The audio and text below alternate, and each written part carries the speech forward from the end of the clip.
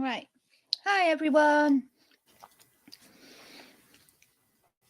I think that's like an almost record. Like what? 2 minutes late? Get me doing the things. God, I just noticed that did not shade out right. Oh well, I'll have to live with it.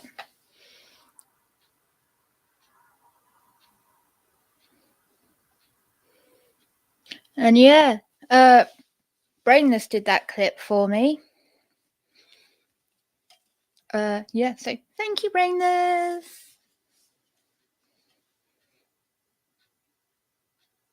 Nope, thought I heard something. Oh my gosh.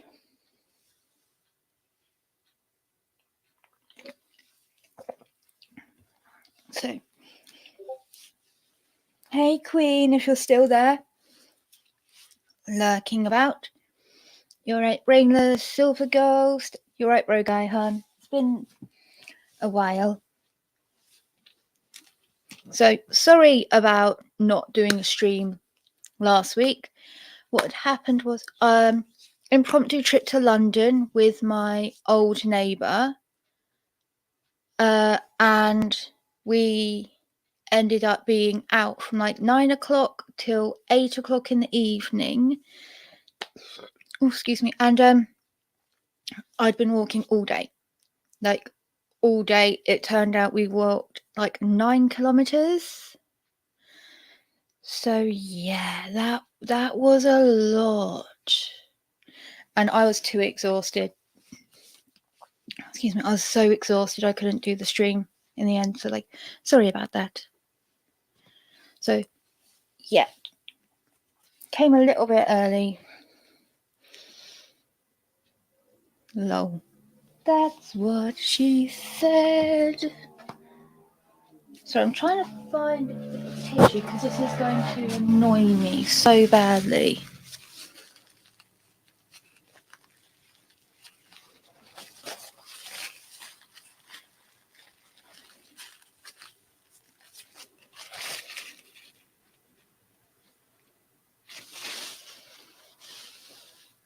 Nope. Still looks like I got punched in the eye. Oh well. Yeah, that's a lot of walking considering I'm extremely sedentary in my day-to-day life. I barely make like the recommended 10k steps a day, like let alone is it 10k? I don't know. I barely make the recommended steps, let alone like exceeding them. Did more exercise that one day than I've done all year. Oh, hey, Miss Shadow. You're right, sweetheart. Thank you. I went to town today, so yeah. Bit bouged up. I'm so happy. I got new trousers. That's why there's a random thing thrown there. Ah, yeah!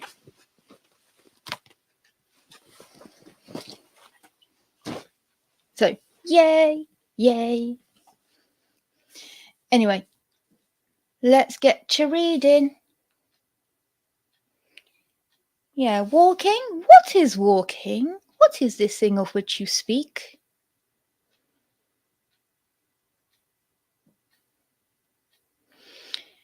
So, I thought this one was quite cool.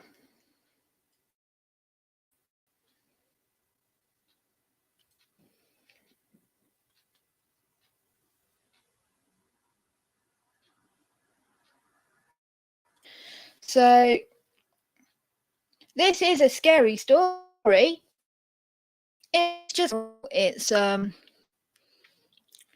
yeah. This is called My Girlfriend Gives Me Flashcards of Romantic Things I'm Supposed to Say. Look, when Ella told me she liked roleplay, I thought the wind had blown a winning lottery ticket onto my lap. She had this husky voice, which I dug, and these killer hips. So I just necked the last of my whiskey and said, fuck it, I'll try anything once. She explained she'd write these scenarios out on these colour-coded flashcards, which, incidentally, I'm really wishing I hung on to about now. The idea seemed simple enough. Storm over to her place and say she's mine forever. She'd clasp my hand and beg me to forget about her, insisting she couldn't stomach the idea of betraying her husband Frank. I'd kiss her softly at first, then, once the room began crackling with romantic tension, I'd toss her over my shoulder and haul her upstairs into the master bedroom. I figured she'd read too many Colleen Hoover novels and needed a dash of spice. But hey, who was I to judge?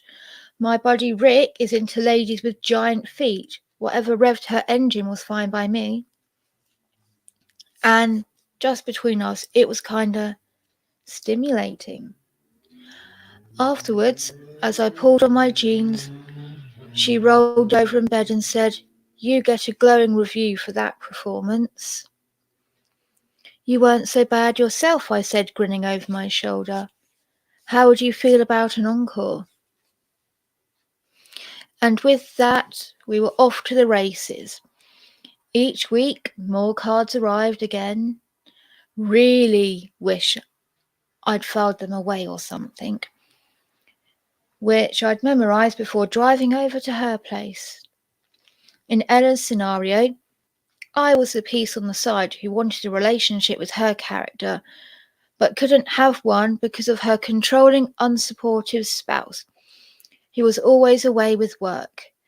Anytime he departed for a conference, I'd sneak over there and recite smooth lines until she forgot she ever uttered the words "I do."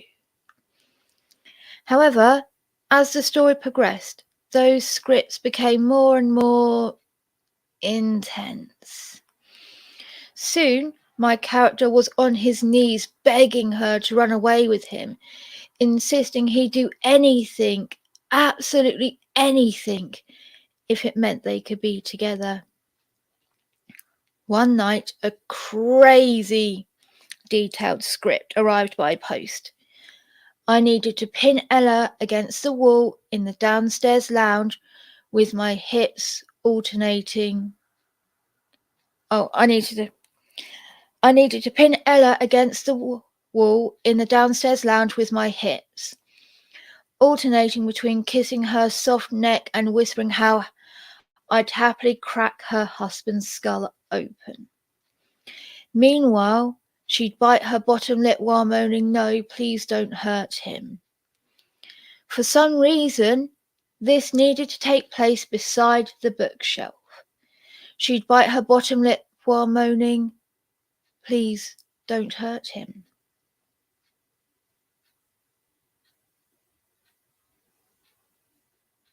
What? Oh my god. Sorry. For some reason, this needed to take place beside the bookshelf. She'd actually underlined that part. I thought that session might have served on as explosive series finale, until 1 week later, when my partner in crime had me drive us to a nearby ravine and mime dumping Frank's murder weapon, a metal rod stashed inside an old suitcase, while Ella fought against me, her long nails gouging my neck and forearm. I am not kidding when I say she almost got us killed. As I stood beside the edge and watched the suitcase crash against the jagged rocks as it dissolved into the gloom, she tackled me from behind. I toppled backwards onto the cold dirt, my top half dangling over the chasm. Vying for the Oscar, Ella remained in character, pummeling me with both fists while shrieking, "No, no, how could you?" Beneath me, dirt clods broke apart as the ledge collapsed, At the very last second, I rolled away and pulled us both to safety. Breathless, terrified, my pulse up between my ears, I couldn't move. I could barely speak. There were tears in my eyes and my lip was busted. Imagine my reaction when Ella came at me with a flurry of kisses. As I dropped her off that night, still trembling and ghost white,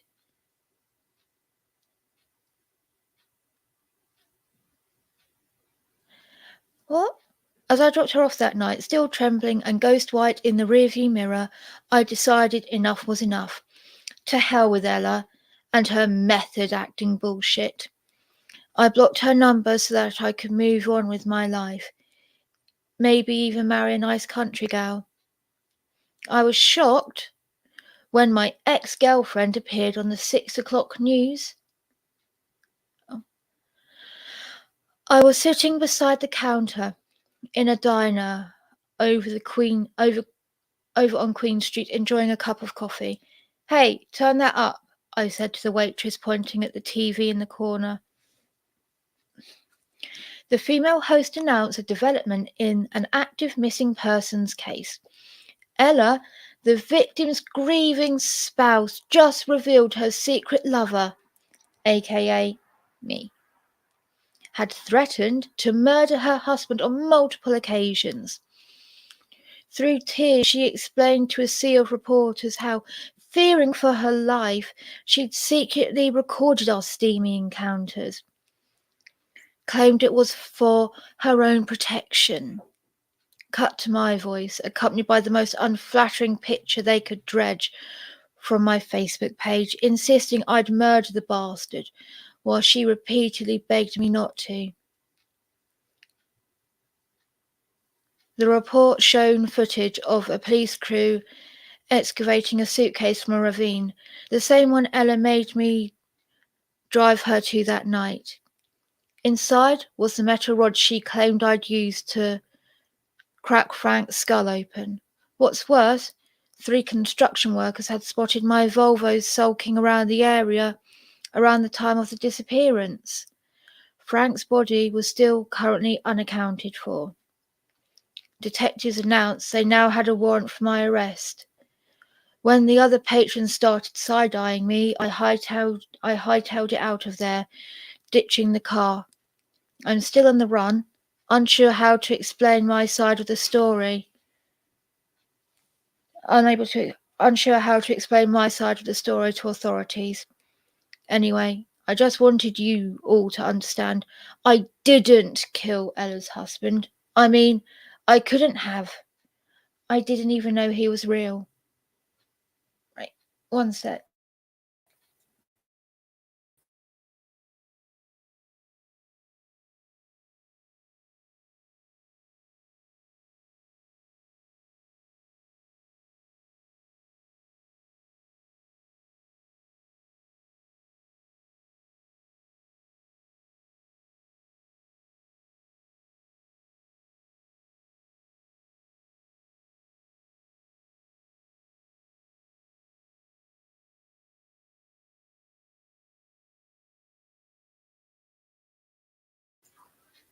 Right, give me 1 second, guys.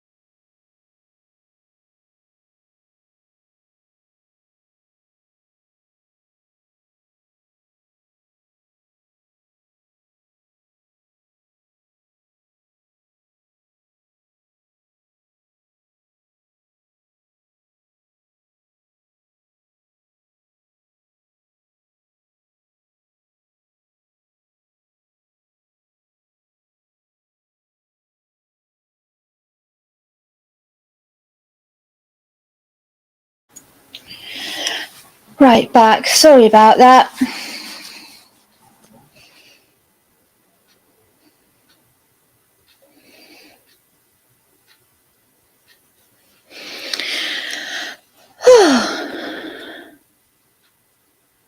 Right.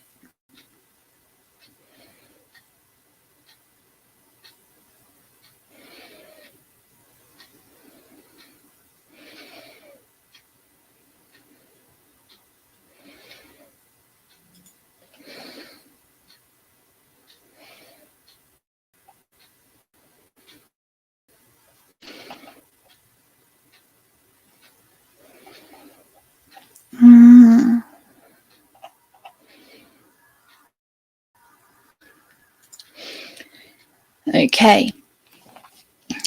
This one is called I was told to never ask my dad what he did for work. One day, I followed him there.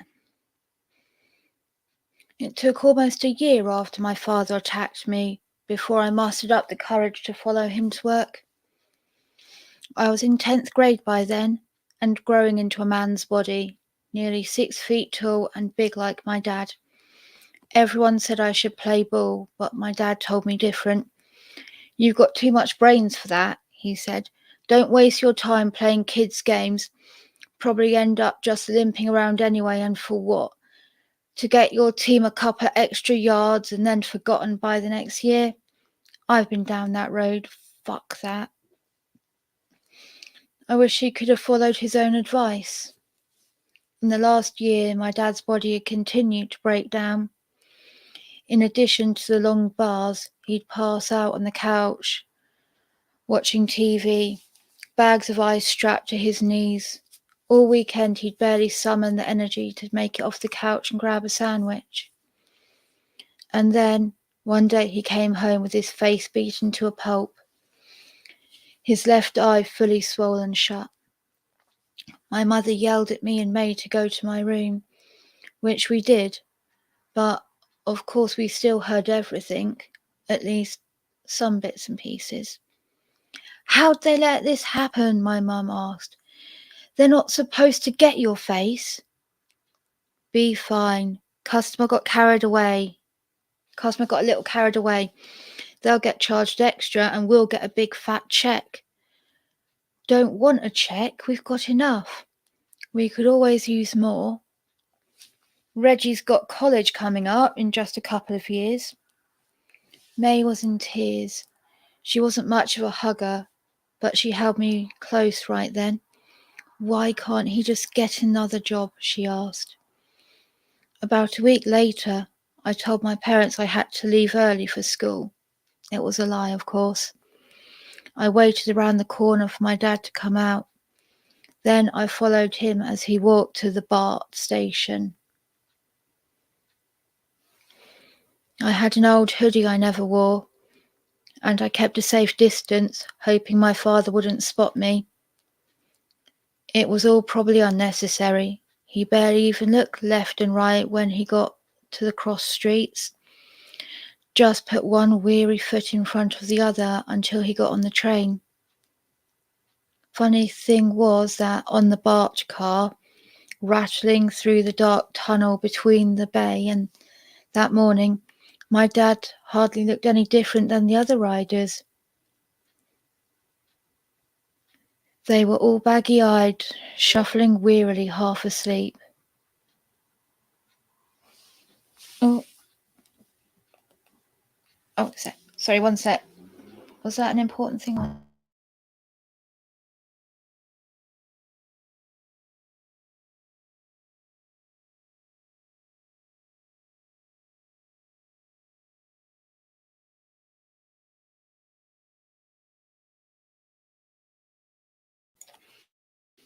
Oh yeah, Queen. Do you know what the BART station is, or is it BART?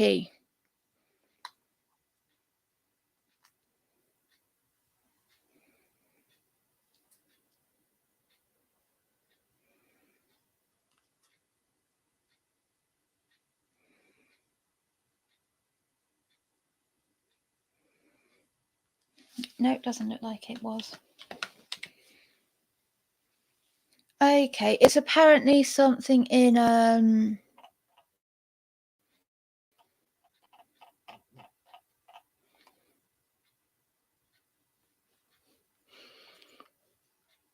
from Oakland. Oh. Okay. So BART stands for Bay Area Rapid Transit.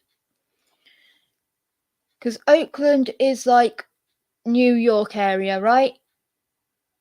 Well, New York State, not New York City. Oh, okay. In Cali. Okay.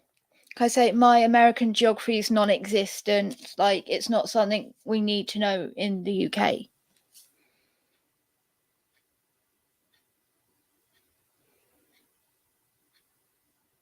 Mm.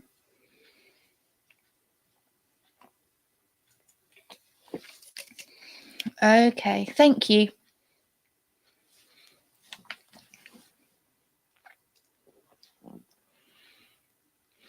So,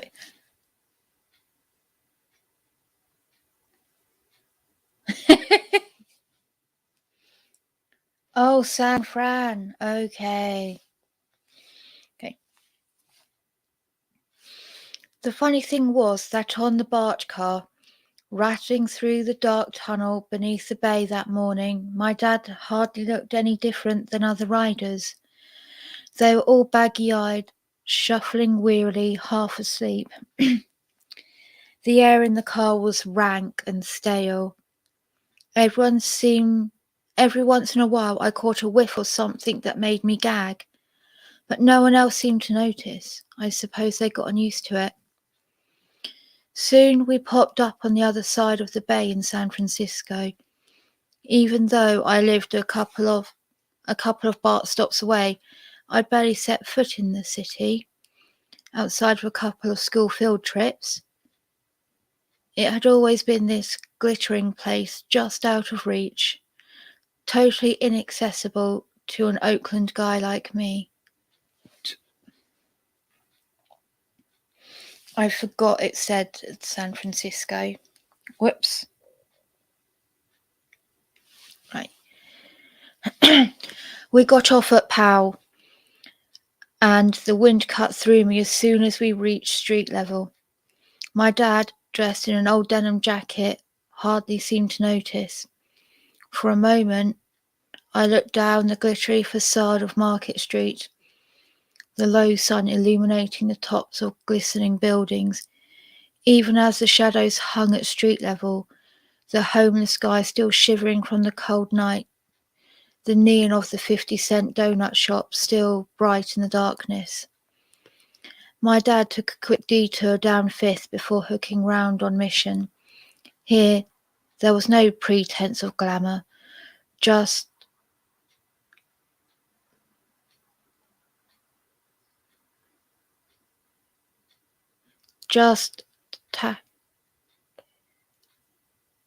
taquerias. Taquerias? Don't know. Taquerias or pawn shops. Places selling snow globes with Golden Gate bridges inside for under $1. Finally, my dad reached the back entrance to a building. It looked like some kind of loading dock, where big trucks might back up and unload massive cargo. Maybe 20 dudes lined up at the side door there, all looking about as tired as my father. You in line or what? Asked a little guy with bleached blonde hair. My father had already gone into the building. Yeah, I said. That a problem? I'm not trying to start shit, he said. I'll get plenty from them inside. Just want to keep the line moving, you know. You knew. Yeah, I said. Figured. You don't walk line like the rest of them. All slow and shit. You a level 1? I am. But that level 2 money, that's hard to pass up. You gotta know when to say when though, right? Those dudes who take it up to level 3, 4, 5, They just never seem right. He gestured to an old man a few spots up the line. The right side of his face was a mess of burn scars, such that his beard didn't grow there. He was missing a chunk out of his right ear, and his eyes, constantly in motion, like some prey animals surrounded by wolves or lions. Yeah, I said, level 1. At the entryway, a couple of guys in brown uniforms ran a metal detector up and down my body, then patted me down. New? One asked, and patted my pockets. He rolled his eyes. You're here for a trial day, kid. Oh, you here for a trial day, kid? Yeah, I said. You go left at the first hall for orientation. While the rest of the men shuffled off to the right, I followed the signs for orientation room. Finally, after winding my way through seemingly endless series of grey halls, I reached a small room containing a handful of stools, their fabric torn, revealing the yellow foam rug within. I picked the least damaged stool and took a seat.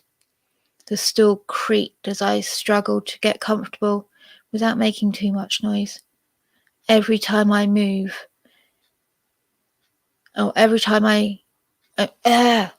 words. Oh my gosh. Every move I made seemed to fill the place with echoes. Finally, after a few minutes, a tired-looking woman walked in with a clipboard. You know the drill? She asked. I shook my head. You must have heard the gist. Basically, I said. It's a trial day, she said. You'll either like it or you won't. If you don't, we'll cash you out whenever you can't take any more. Otherwise, stick around at the end of the day and we'll set you up with payroll and all that. It didn't strike me as odd until later that they hadn't even asked for ID. I probably could have passed for 18, but they couldn't have known for sure. Looking back, it strikes me that they were operating under almost zero fear of discovery or retaliation. Like that they were well enough connected, that an accusation from a guy like me would mean nothing.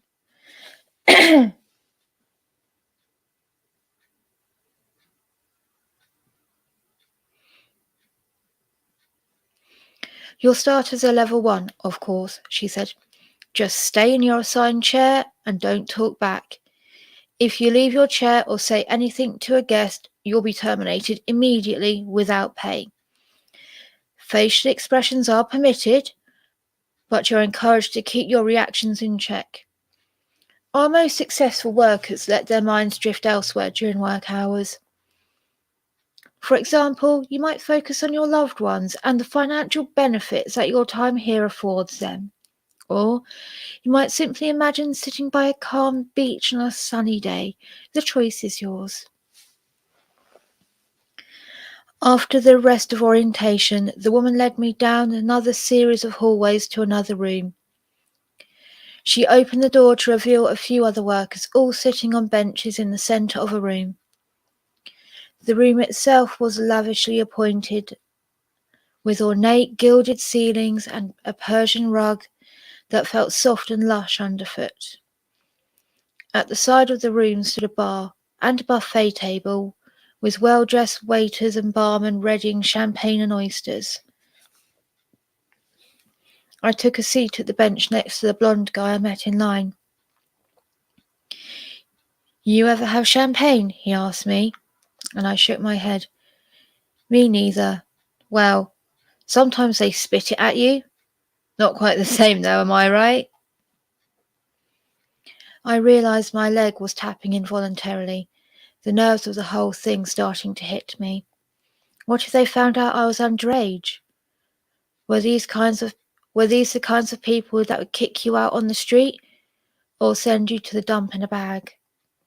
And, strangely, I worried about running into my dad. What would he say if he saw me here? What would he do? A pretty blonde girl in a too-tight cocktail dress peeked in through a set of ornate double doors at the far end of the room. Guests are almost here, she said. Bachelor party, 1 hour. I fucking hate these, said a fat redhead dude with a few spots down. Said a fat redhead dude a few spots down the bench. Daddy's boys all trying to one-up each other. Lousy tippers too. Shut the fuck up, Red, said the blonde guy. You're gonna get us all canned. 2 minutes later, the bachelor party rolled in.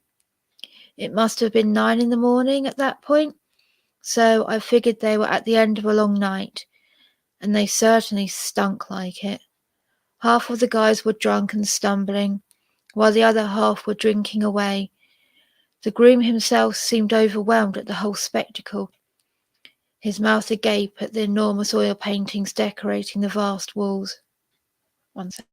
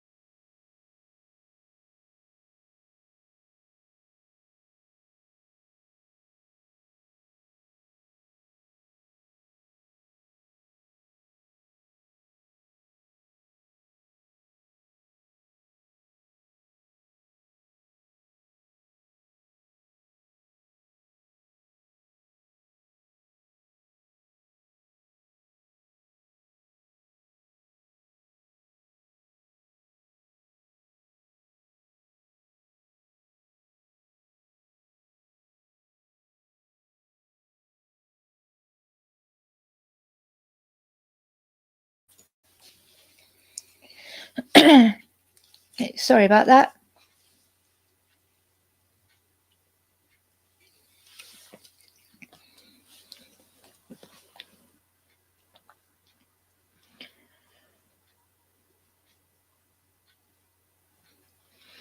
The groom himself seemed overwhelmed by the whole spectacle, his mouth agape at the enormous oil paintings decorating the room's vast walls. There they are, shouted the best man. I've been waiting for this all night. You ready? The groom looked a little bewildered. I still don't quite get it, he said. What do I say? You say everything. All the things you can't say out there. All the shit you've been holding inside your whole life. It's called catharsis, my man. You finally get to unload. The groom shrugged. You make it sound like I'm mad or something. I'm not. I've got nothing I need to say. You just think that because you haven't tried it yet, said the best man. Here, check it out. He hunkered down right next to the redhead guy and started talking, his breath stinking of liquor and cigarettes. You think you deserve to be in this room breathing the same air as me, you ginger piece of shit? If the two of us lived in a better world, I'd drag you down the hall by your fucking red mane and bust your skull in with the first rock I came across. Do you realise how bad you stink? Like someone took a shit on the floor of a pharmacy where they just spilt a month's worth of iodine. I was shaking hard now, trying not to make eye contact with any of the guys from the bachelor party. But the redhead was stifling a laugh, like he'd heard this all 100 times before. Like none of it could touch him. Is he allowed to do that? The best man asked the hostess. He was getting angry, pissed that his tirade hadn't won the reaction he'd imagined. "The workers are allowed their involuntary reactions, sir," she said. "I'm terribly sorry, but it's just not something that we can control." The best man swirled on the redhead, his face suddenly graced with a soulless smile. "It doesn't matter," he said, "because at the end of this, we've got a fucking yacht waiting in the harbour. And you guys get to go home to whatever shithole town you drove in from. Back to your mums, your sisters, and your daughters who, by the way, we probably spent half the night fucking for twice as much as you're getting paid here right now. All because you're too pussy to take some real abuse from the guys of... All because you're too pussy to take some real abuse like the guys a floor up from here." Suddenly he spat in the redhead's face. The redhead almost got up, but instead wrapped his fingers around the seat and let the spit dribble down his forehead across his nose. "I'm sorry," said the hostess. "Spitting is not permitted. You'll be assessed a small fee at the end of your session." The best man spat in the redhead's face again. "Charge me twice, then." It went on like that for the next hour. I took my licks too, but the guys didn't have much worse to say than the best man, and I'd heard it plenty of times growing up in the neighbourhood. I could see why my dad took the job. If you just let it roll off you, it seemed like easy money. But when I thought a little more, I wondered what it did to a man, soaking that shit in day after day. Each word a little drop, like water torture, the bruises forming over weeks and years. Finally the session was up. 10-minute break, announced the hostess after the bachelor party had cleared out. But I wasn't planning on sticking around for another session. I'd seen level 1. Now I needed to check out level 2. To find out what my dad was really up to every day. I started heading for the door, the other guys calling after me, but I just ignored them. Something had broken in me. Imagining the years my dad had spent in this room, absorbing insult after insult. I couldn't stay in that place for another minute. I burst out the door and found myself in a hallway I hadn't seen before. I followed it around a corner and through another door, emerging into a room with an elevator. I ran to it, pushing the up arrow. Once inside, I looked up and down an array of buttons, all going way up to 20. My dad could be anywhere, I realised, but I figured 2 was my best guess. That was my big mistake. I reached level 2 to find halls painted black with dim red bulb lighting all the way forward. I walked down dark paths, occasionally passing the white outlines of doors where screams emanated from the other side. From time to time, I heard the buzzing of saws and drills, the cries of men begging for the pain to stop. I started to lose control of my breathing. I should have turned back, but I realised I might not be able to retrace my steps. Somewhere nearby I heard the loudest scream yet, followed by the soft tink of something small and hard falling to the floor. Suddenly, a firm hand grabbed me by the arm, pulling me against the wall. "How the hell did you get out?" the large man asked, his black eyes reflecting the red bulb burning above us. I got lost." "You sure you belong here?" "Yeah." I was shaking so hard I thought I might fall over. The whole world seemed to be pulsing, but I couldn't let him see that. I had to push it all down to pretend I belonged here. Then get in your fucking room if you want your family to get paid, he said. Nice teeth like yours, I'm sure they'll get a nice fat check. He led me by the arm into one of the nearby rooms, where dentist's chair lay waiting, trays full of shiny tools arrayed beside it. The clients will be here soon, he said. Remember to think of your family.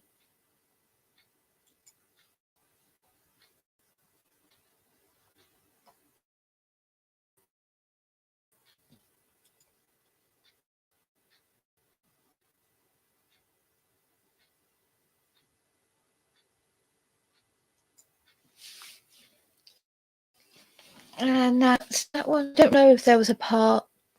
Well, technically it's part 3. We skipped part 1 because it doesn't say much.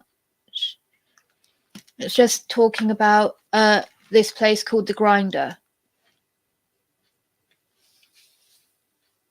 Or the Grind.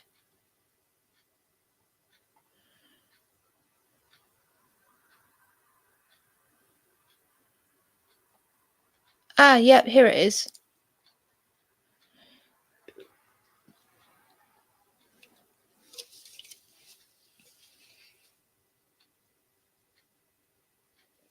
Yeah, doesn't it, Globermon?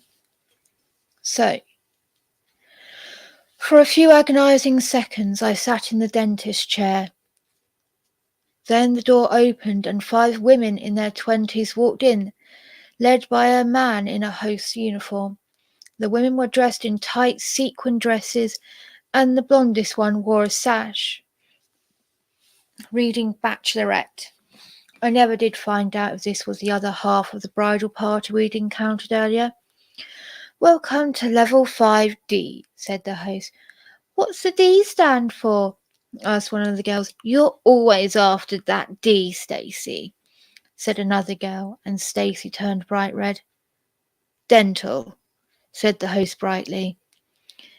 Now, the first question naturally is regarding the local anaesthesia. As a client, you're permitted to inject the worker yourself or have a professional assist you.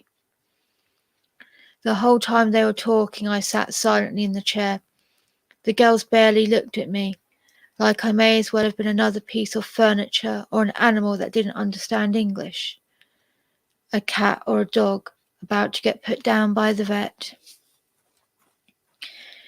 I was told there wouldn't be anaesthesia, said Stacy, looking disappointed. That would be a level 6 package, said the host. We'd be happy to upgrade you for a small fee, of course, and it would require a bit of rescheduling, as level 6 workers are a bit more in demand. No, said the Bachelorette. I'm too busy with wedding planning already. This is supposed to be about stress relief. Can't we just make a little side deal? Asked Stacy. Like a big tip for you and the worker. The host met my eyes. He looked uncomfortable. Unfortunately, those kinds of agreements are strictly forbidden, he said, gesturing up to the corner of a room where the small camera was watching us. How many teeth are we allowed to pull? Asked another girl. I think the sales guy on the phone said 2. Is that like 2 each or 2 total? It's actually 1 per customer, but the guest of honour gets to pull 2, said the host, gesturing to the Bachelorette.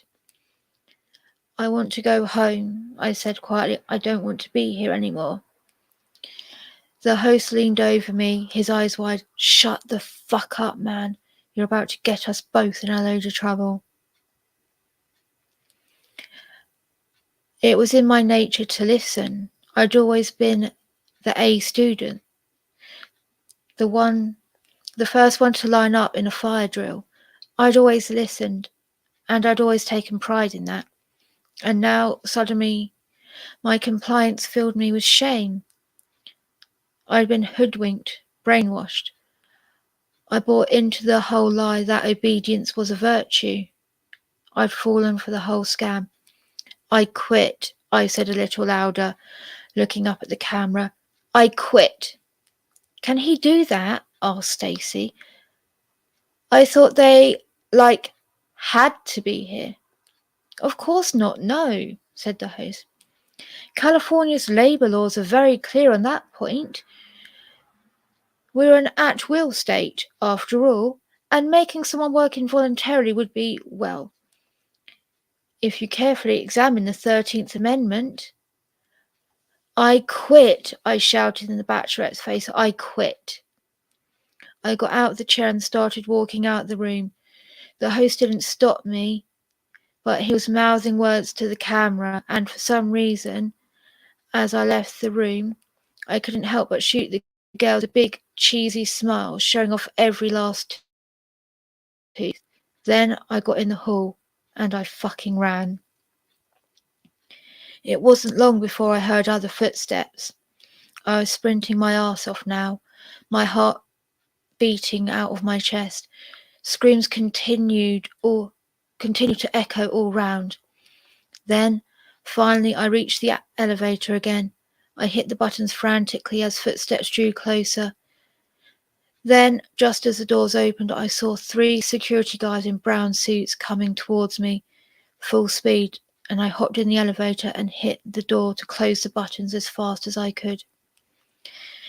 It wasn't until we were already moving that I noticed I wasn't in the elevator alone. A short, muscular Asian guy in a familiar flight suit covered in pockets stared over me, a weird grin on his face. Kid, I'm not sure what you did, but I'm sure I wouldn't want to be you today, he said. You level 2? I asked, gesturing at his suit. You know Darius Hayes? A look of recognition crossed his face.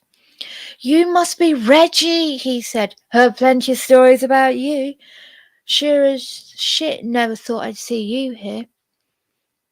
Where do the level 2 workers go, I asked. What floor? He shook his head. You gotta get out of here, kid, he said. Believe me, your dad doesn't want you here. Hell, if one of my daughters showed up here, I'm not leaving until I see him, I said.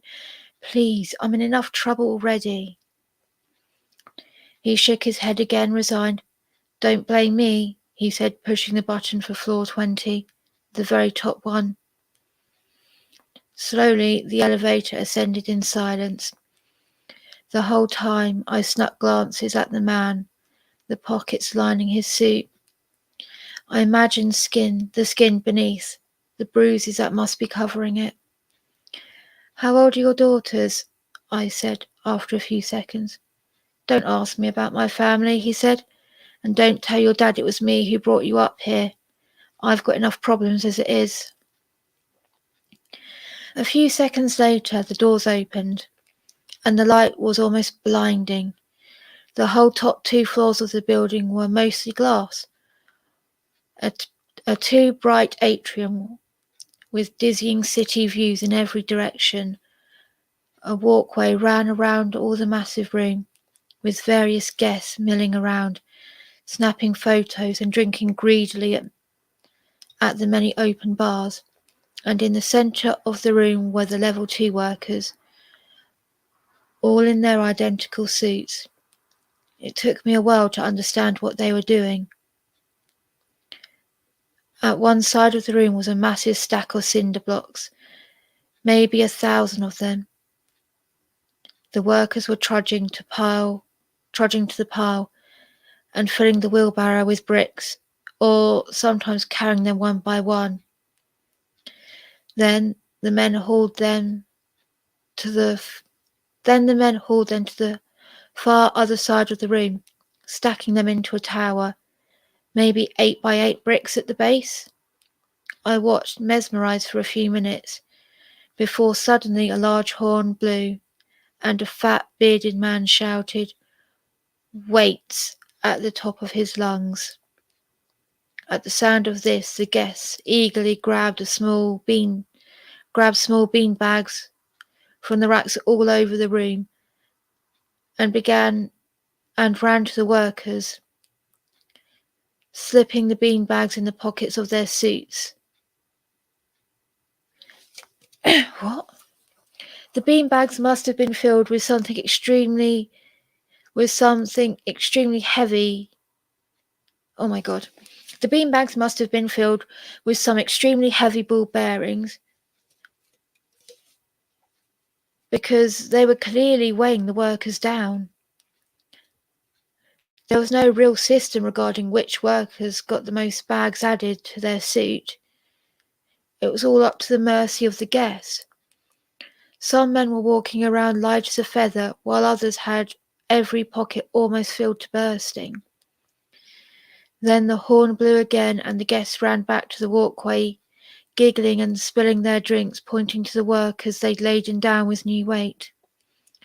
Occasionally a worker would stumble, dropping the cinder blocks, sometimes smashing a toe or causing another worker to trip. They would land with a thud, the beanbags thwapping against their bodies, adding insult to injury. A host of bruises layered on bruises.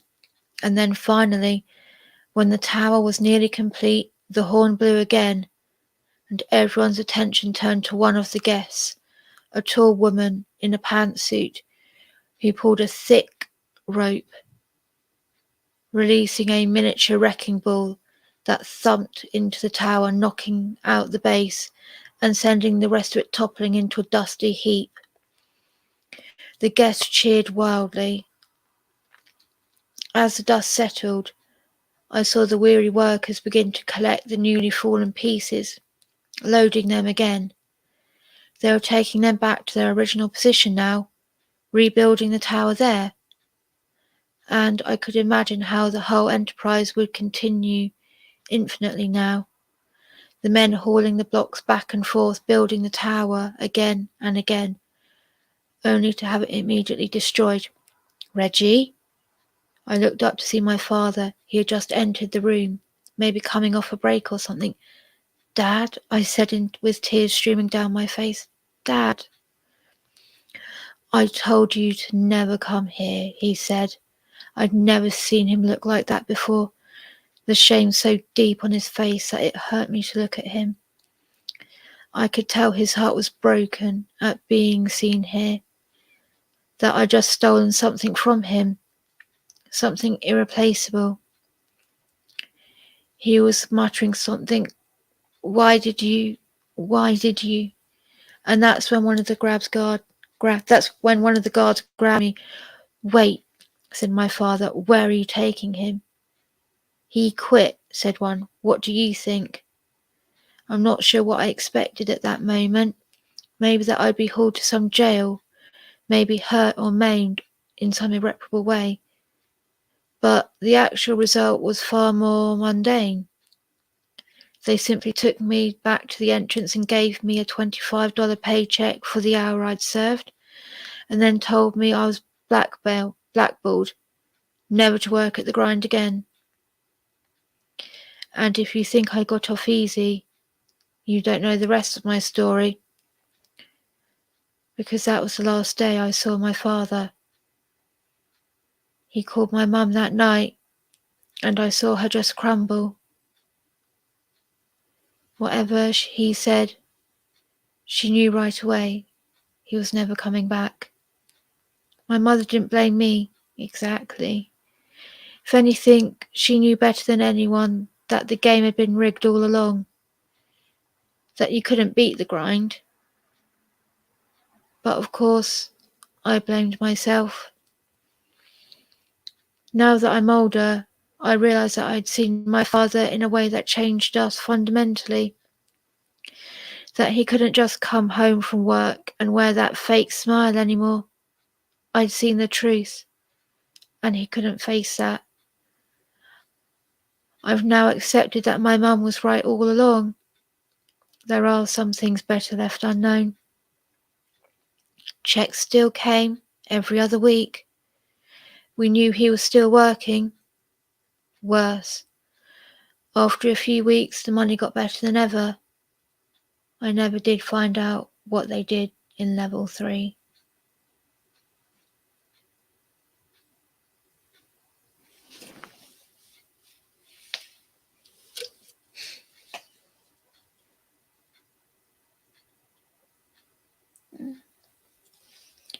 You're right, Adam Han.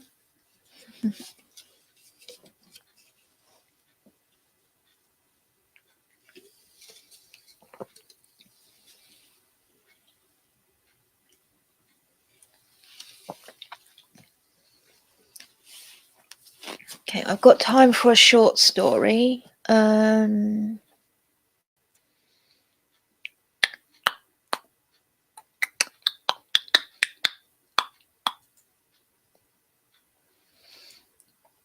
no, they're all asleep.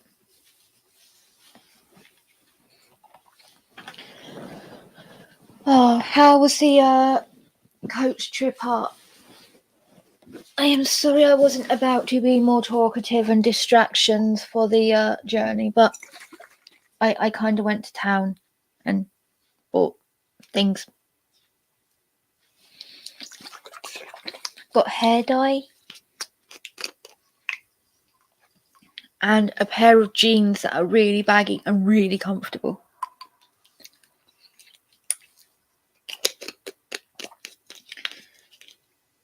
Ah, that's good.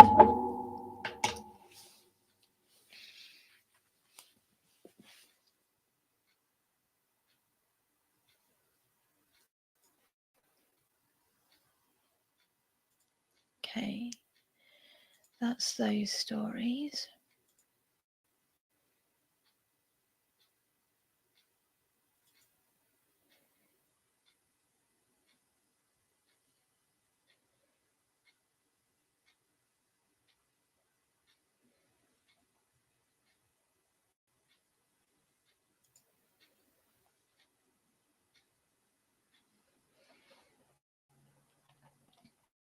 That is rather long.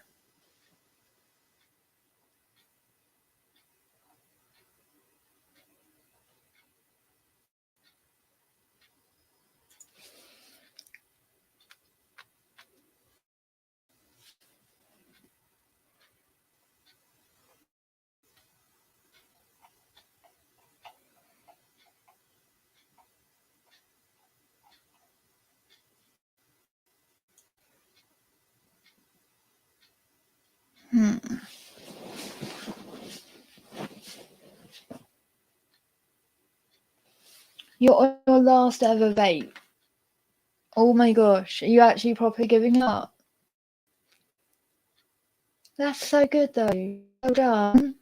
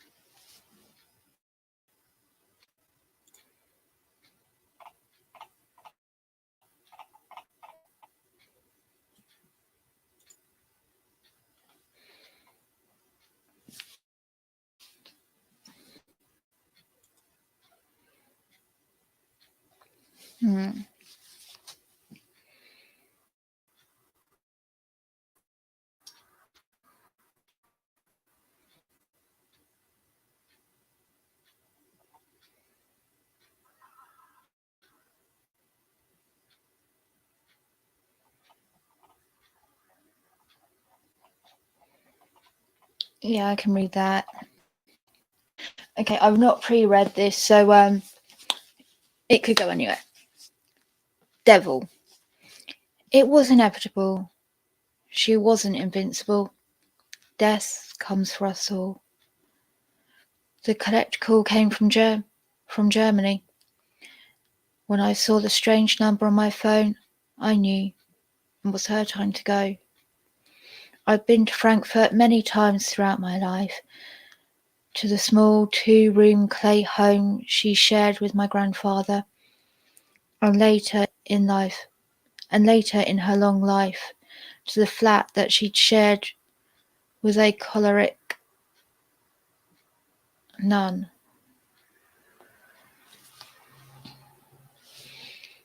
Try as she might, Grandma only ever taught me a few German words.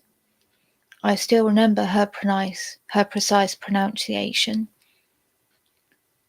She died as we all do, alone and eventually cold. I hopped on the plane at daybreak. Frankfurt was different without Grandma. It seemed a darker place. More greys where the colour used to penetrate. Used to permeate. Extra despair. When I had visited as a child, it was different. The grass was greener, voices louder, and the frown lines on the forlorn faces less pronounced. Grandma used to take me to the graveyard. I'm sorry, Super Ghost. The Friedhof. Friedhof. Friedhof? She'd say. I always liked the way she pronounced it. Grandma had a baby sister once in the womb. Baby sister died and Grandma lived, and according to Grandma, that was just the way of the world. Baby sister was buried at the cemetery. When I asked Grandma about her baby sister, her smile would fade, and deep creases lined her face. Grandma did the sign of the cross, though I don't think she'd been to church in a decade or more. Many baby sisters, baby brothers, babes of hopes and dreams, babes of poverty, and babes born of fortune were buried here in this Friedhof. It seemed a lonely place, with colourless grass and dried dirt sporting headstones that were older than our lives combined. After the funeral, I came back here. I don't know why. It was one of the places I had been so often before. It was a place that I remembered Grandma the most. Despairing, but alive. I went to the grave of baby sister. Baby sister didn't have a name. The Germans could be so cold. It was small, comprised of crumbling limestone. Indentations were cracked away and permeated, and the perimeter covered by moss. I pulled the double malt whiskey out of my bag and leaned against the rock.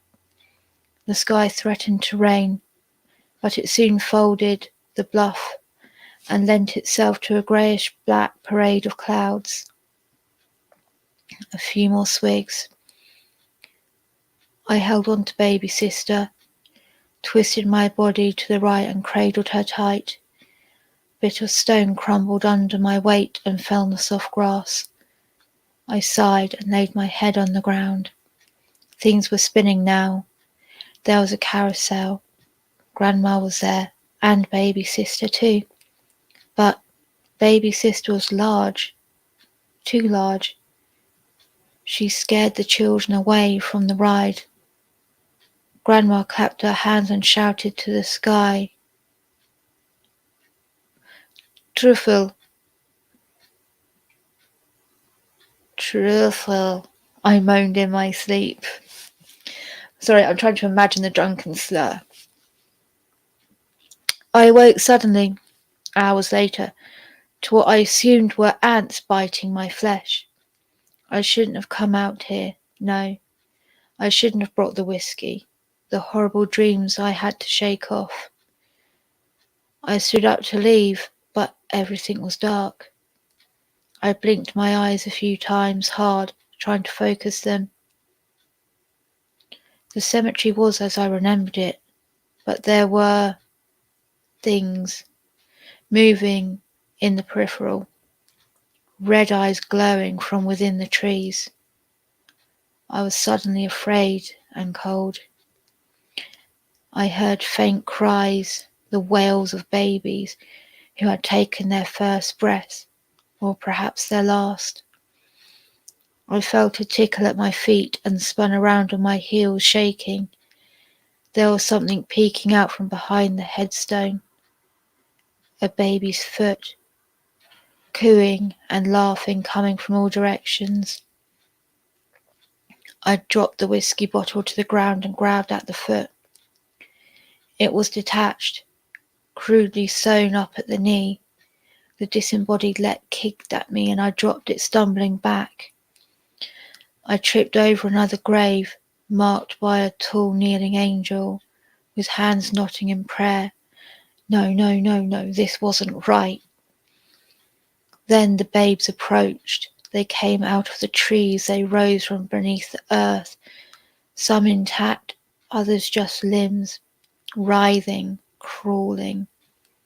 The cacophony of sounds grew louder, notes of laughter, terror, sounds of sickness and pain. One was approaching, a newborn with razor-sharp teeth and a gushing wound to the abdomen. I kicked at it and stood up, only to slip again on the blood-soaked grass. I hit my head hard and fell beneath the suffocating angel. But the statue had changed. It now had devilish horns and blood leaking from its contorted smile. They were on me now, the babes, the hellhounds. They giggled in my ears and screeched. Some were missing eyes, plucked out and sewn shut. Their little bodies were imbued with the strength of a beast. Blood was filling up near the statue as it began to rise. Bits of rock and concrete falling away. I laid there, stunned, as they swarmed me, using their tiny fingernails to dig deep into my flesh. All at once, I knew what Truffel meant. It meant devil.